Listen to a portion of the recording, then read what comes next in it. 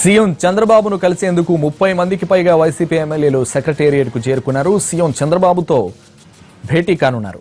2 అంశాలపై వారు చంద్రబాబుకు విజ్ఞప్తి చేయనున్నారు. టీడీపీలో చేరిన వైసీపీ ఎమ్మెల్యేలకు మాత్రం నిధులు ఇస్తున్నారని, తమకు నియోజకవర్గాల్లో నిధుల్లో అన్యాయం జరుగుతుందనేది ప్రతిపక్ష ఎమ్మెల్యేల ఆరోపణ. దీనిపై చంద్రబాబుకు ఫిర్యాదు చేయనున్నారు. పక్షపాతం లేకుండా వ్యవహరించాలని కోరతారు. మరోవైపు తాజాగా పెద్ద నోట్ల రద్దు తర్వాత ప్రజలు ఎదుర్కొంటున్న సమస్యలను కూడా వారు సీఎం దృష్టికి తీసుకెళ్లనున్నారు. సీఎంతో వైసీపీ ఎమ్మెల్యేల భేటీకి సంబంధించి తాజా సమాచారం మా ప్రతినిధి ఆలూరి రమేష్ అందిస్తారు. రమేష్, మొత్తం ఎంతమంది ఎమ్మెల్యేలు వచ్చారు? భేటీ ఎప్పుడు కాబోతున్నారు?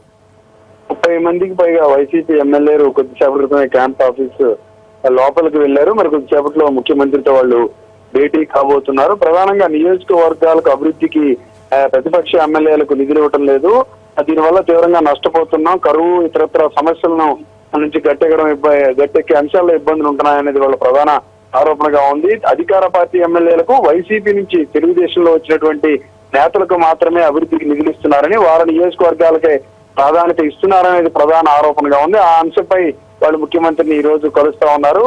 ఆ 2.5 ఏళ్ల కాలంలో మొదటిసారి సీఎం ను కలిసేందుకు వైసీపీ ఎమ్మెల్యేలు ఈ స్థాయిలో రావడం మొదటిసారని మనం చెప్పొచ్చు. దీంతో ఈ భేటీ కొంత ఇంట్రెస్టింగ్ గా మారింది. వీటితో పాటు 500, 1000 రూపాయల నోట్ల రద్దు పర్యవసాయంగా పడుతున్నటువంటి ఇబ్బందులను కూడా ముఖ్యమంత్రికి వాళ్ళు వివరించబోతున్నారు. రాష్ట్ర ప్రభుత్వం తరఫున ఎటువంటి చర్యలు తీసుకుంటున్నారు, గ్రౌండ్ లెవెల్లో పరిస్థితి ఎలా ఉందనే అంశాలు కూడా వాళ్ళు ముఖ్యమంత్రిని కోరబోతున్నారు. ఇకపోతే ప్రోటోకాల్ వ్యవహారాల్లోనూ జిల్లాల్లో ముఖ్యమంత్రి ఇతర మంత్రుల పర్యటనల సమయంలోనూ ప్రోటోకాల్ పాటించడం లేదని, స్థానికంగా ఉన్నటువంటి ఎమ్మెల్యేలకు విలువ ఉండడం లేదని ఒక ప్రధాన ఆరోపణగా ఉంది.